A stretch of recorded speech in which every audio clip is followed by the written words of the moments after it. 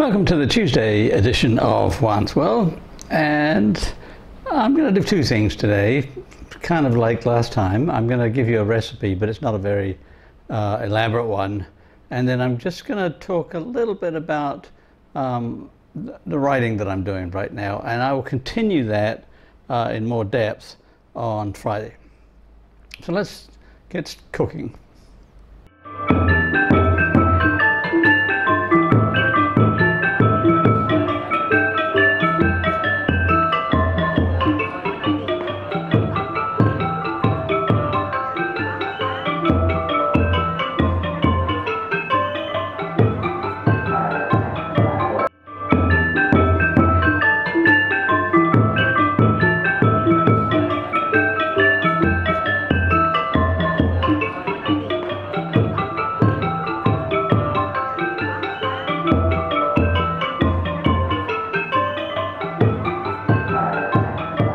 Okay, my recipe for today is a kind of, I guess, a variant on duck à l'orange. Duck à l'orange, of course, very famous French dish, duck with oranges. Well, there's other citrus fruits that you can use, and here in Cambodia, lime is a very common ingredient in a lot of cooking. So I thought, okay, duck breast. Let's see, au citron vert, duck breast with lime. Both the French and the Spanish and also the Cambodians don't really make a difference between lemons and limes. In Cambodia they don't make a difference at all, they just call them all limes. And you have to say a yellow lime and then they may get you a lemon. But anyway, I found a duck breast, a fresh one. Usually they're frozen, but I found a fresh one at my Australian market the other day. And so I thought, okay, well, we'll pop it in the fridge and do something with it. And then I thought, well, okay, I've got some limes, so let's go with it. So first thing, I melted some butter because I wanted to brown the breast. And butter will do a better job of browning than olive oil for two reasons. I mean, olive oil is good because it's got a higher smoke temperature than butter, but it's also got an olive taste, and I want a butter taste in my dish here. So melted some butter and then put on the breast to brown. Takes a little while. You can see I used to turn it a few times just to make sure that I've got it all done.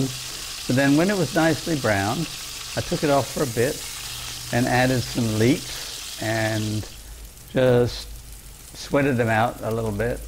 Added the duck breast back and then added in some chicken stock. It'd be nice if I could use duck stock, but I didn't have any duck bones. So chicken stock's okay because it's not really the dominant flavor. So then I put it on to poach. And I ended up poaching for about 45 minutes. Now it's just going to depend on your duck. Here in Southeast Asia, ducks tend to be kind of thin and tough. But I think this one wasn't. But anyway, I gave it the full treatment, 45 minutes poaching, and as the poaching liquid was doing its job, I added lime juice. In this case, I just cut up some limes and squirted the juice in, and I also added the zest of a lime. I'm not sure if you can see it terribly clearly here. I think my arm was in the way most of the time. But so as much lime juice as will give it a good dense flavor with the zest as well, and then I added the lime parts minus the juice as well, so there's a lot of lime in there. Now I did think about adding hot chilies, because then it would be like a hot and sour dish. And I think I might do that next time, but this time I decided against it. I just poached until it was really, really tender.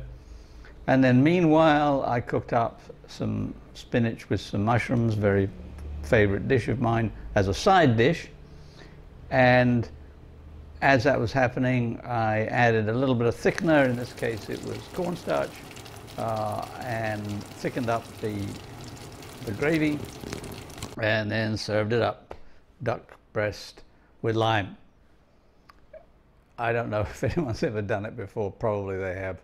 I mean, you can do it with lemons, just like you can make lemon chicken. You can make lime chicken. And what I'm actually going to do, I had a little bit of the juice left over after I'd finished cooking, and I've got a little fillet of fresh salmon, which I think I'm going to put in there and have a kind of, salmon and lemon, or salmon and lime, I should say. Don't know. That's lunchtime today. I'm not there yet.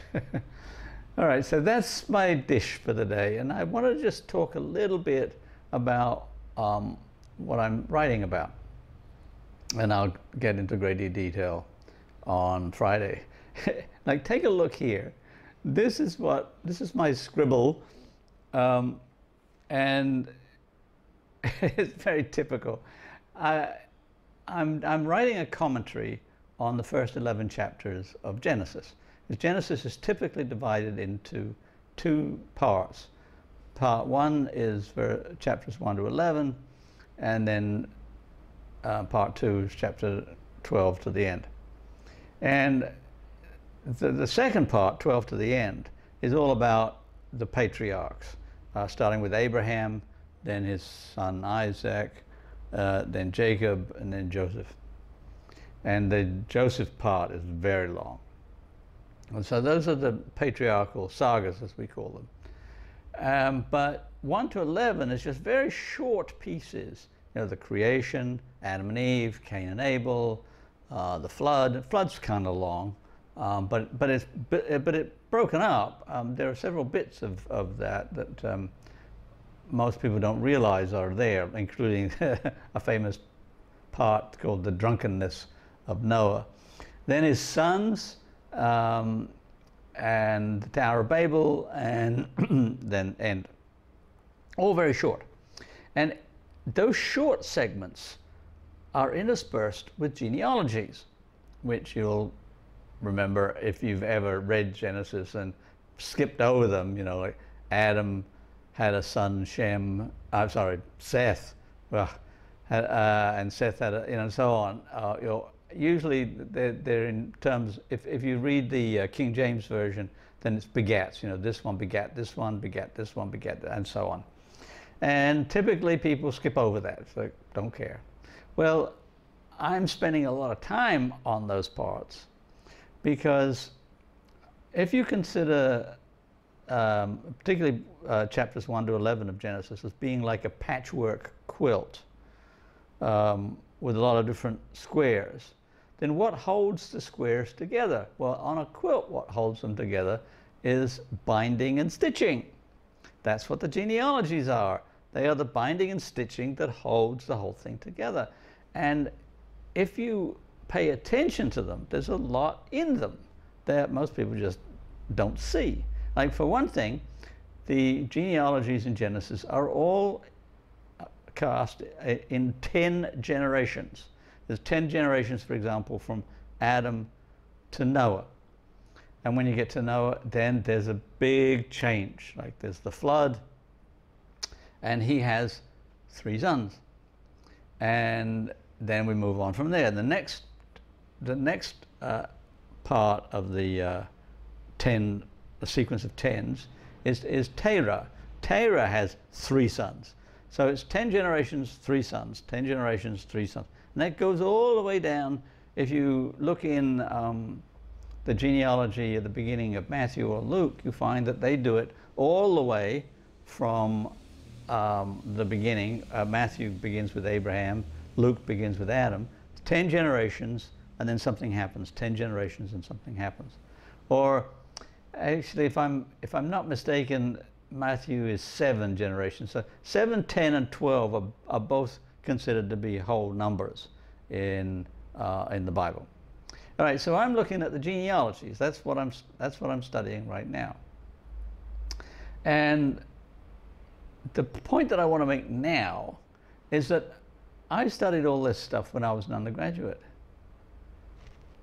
And I just looked at it, and I mean, I would be sitting in the library or in my room reading this stuff, and I would just be bored to tears.